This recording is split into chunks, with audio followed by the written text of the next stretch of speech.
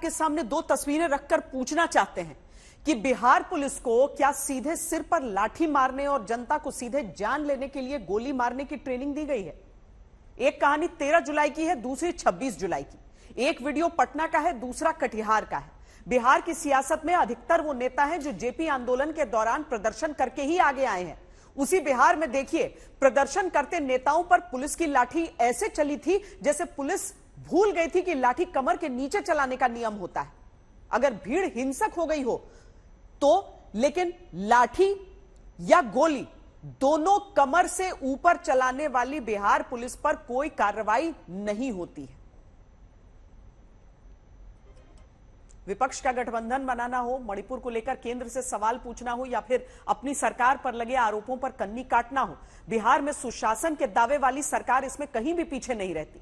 लेकिन जब प्रदेश में पुलिस की गोली से 2 बेटों की मौत होती है तो अब तक 33 घंटे बीत चुके हैं, मुख्यमंत्री का एक बयान नहीं आया। रोती हुई मां मीडिया के कैमरों के सामने इंसाफ मांगती हैं। मुख्यमंत्री को अब तक यह पता कर लेना चाहिए था कि आखिर किसके आदेश से कटिहार में पुलिस ने गोली चलाई, लेकिन सब पटना से कटिहार तक चुप्पी साधे बैठे। पदाधिकारी को बोल रहे हैं हाथ जोड़ के, हमको इंसाफ चाहिए, हर हालत में इंसाफ चाहिए। अगर नहीं मिला इंसाफ तो हम मुख्यमंत्री के पास जाएंगे, प्रधानमंत्री के पास जाएंगे।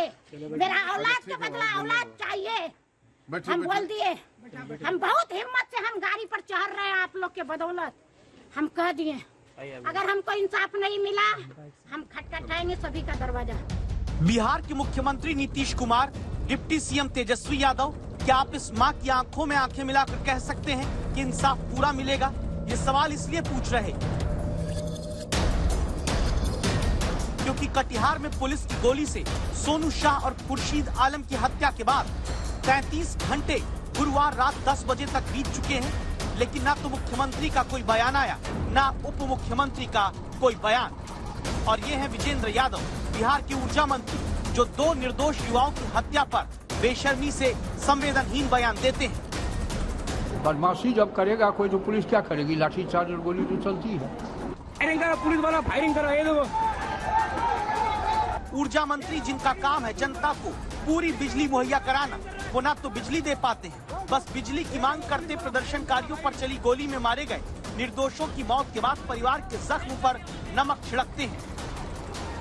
बदमाशी जब करेगा कोई तो पुलिस क्या करेगी? लाठीचार्ज और गोली तो चलती है। सोनू शाह और खुर्शीद आलम बदमाशी नहीं कर रहे थे, गरीब घर के ये युवा थे जो अपना परिवार संभालने में जुटे थे। जिस सोनू शाह को पुलिस ने गोली कटिहार में मारी, वो आर्टिफिशियल इंटेलिजेंस की पढ़ाई करके जल्द नौकरी की तलाश में निकलने वाला था। जिस खुर्शीद आलम को पुलिस ने कटिहार में सामने से गोली मारी, वो ऑटो चलाकर अपने परिवार की जिम्मेदारी उठाने में लगा था। ये खुर्शीद आलम की मां है। इनके परिवार को देखकर क्या ऊर्जा मंत्री कह सकते हैं कि आपका बेटा बदमाश था, इसीलिए पुलिस ने गोली मारी है हिम्मत कहने की? प्रदर्शनकारी जैसे बिजली ऑफिस की तरफ बढ़े तो उन लोगों से भीड़ को संभाली नहीं गई। पुलिस की तैनाती वहां पे 15 से 20 पुलिस वाले थे, ज्यादा नहीं थे। उससे जब भीड़ को संभाली नहीं गई तो वो लोग डायरेक्ट जो है फायरिंग कर दिए। मैं वहीं पे एसडीएम ऑफिस के बाहर मौजूद था और सारी चीजों को मैं आंखों से देखा हूं और कहीं ना कहीं मुझे लगता है कि टारगेट करके गोली मारी गई है। बिल्कुल जो है कहीं ना कहीं पेशानी में यानी कपार पर गोली लगती है। अब नीतीश कुमार चुप है, बीजेपी सवाल करती है, कांग्रेस भी सवाल पूछते हुए दस्तक देती है। जनता प्रोटेस्ट करती है तो गोली मारते हैं, लोग मारे जाते हैं। ये क्या हो रहा है सुशासन बाबू आपके बिहार में? ये बहुत पीड़ादायक है। मतलब गर्मी में लोग बिजली के लिए पीड़ित रहते हैं, दुखित रहते हैं। मैं इसकी बहुत भर्त्सना करता हूं, बहुत भर्त्सना करता हूं। आपकी पुलिस ट्रिगर हैप्पी क्यों हो गई है? होना ये चाहिए था कि जो वहाँ के लोकल गवर्नेंस है, लोकल गवर्नेंस को इन लोगों के साथ वार्तालाप करना चाहिए। या अगर यह मालूम है कि माहौल इतना गर्म चल रहा है तो आपको व्यवस्था, जो प्रशासनिक व्यवस्था है, उसको और ज्यादा चुस्त दुरुस्त करना चाहिए था, ताकि आप कुछ भी सोच सकें। क्योंकि लोग गुस्से में हैं, तकलीफ में हैं, जेन्युइन डिमांड पे हैं। तो ये चीज नहीं हुआ और अल्टीमेटली यहाँ तक घटना पहुंची। गोली जो है चलाने का भी एक नियम है, तरीका है। पुलिस गोली चलाती है तो उसको इंस्ट्रक्शन रहता है कि कमर के नीचे गोली लगनी चाहिए। ये जो मौत हुई है निश्चित रूप से कमर के ऊपर जब गोली लगी होगी तो मौत हुई है। तो इस बात की हम उम्मीद करते हैं सरकार जो है जांच कराएगी और अगर प्रशासन की गलती है तो जिन लोगों की गलती है उनको दंडित करेंगे। पुलिस वाला फायरिंग कर रहा है, ये देखो। ऐसी नौबत क्यों आ रही कि बिहार पुलिस छुट्टा होकर जनता की जान की दुश्मन बन जा रही है? बिहार पुलिस के बेलगाम होने की वजह समझने के लिए 3 तस्वीरों के साथ कहानी आगे देखिए। आपकी टीवी स्क्रीन पर ये 3 कहानी, 3 तस्वीरें हैं। पहली कहानी 2022 की, जब अनिसुर नाम के बेरोजगार समेत कई बेरोजगार युवाओं को पटना में एडीएम ने गिराकर सिर पर लाठी मारी। लेकिन इस एडीएम पर कार्रवाई के नाम पर बिहार सरकार ने सिर्फ दिखावा किया था।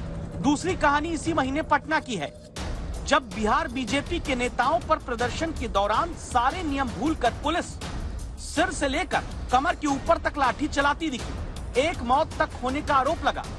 पुलिस के लाठी चलाने के तरीके ने बता दिया था कि इनको रोकने, समझाने और सजा देने वाला कोई नहीं।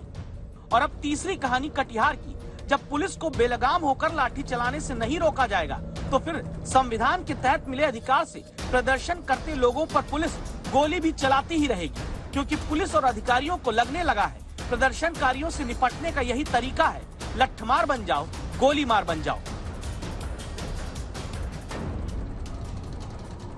अब भी अगर बिहार सरकार ने गोली मारने और गोली चलाने का आदेश देने वालों की पहचान करके सजा नहीं दी तो बेलगाम अफसरशाही प्रदर्शनों को दबाने के लिए यूं ही लाठी गोली चलाती रहेगी। बेकसूर बेटे अपनी जान गंवाते रहेंगे। आदित्य वैभव, कटिहार आज तक।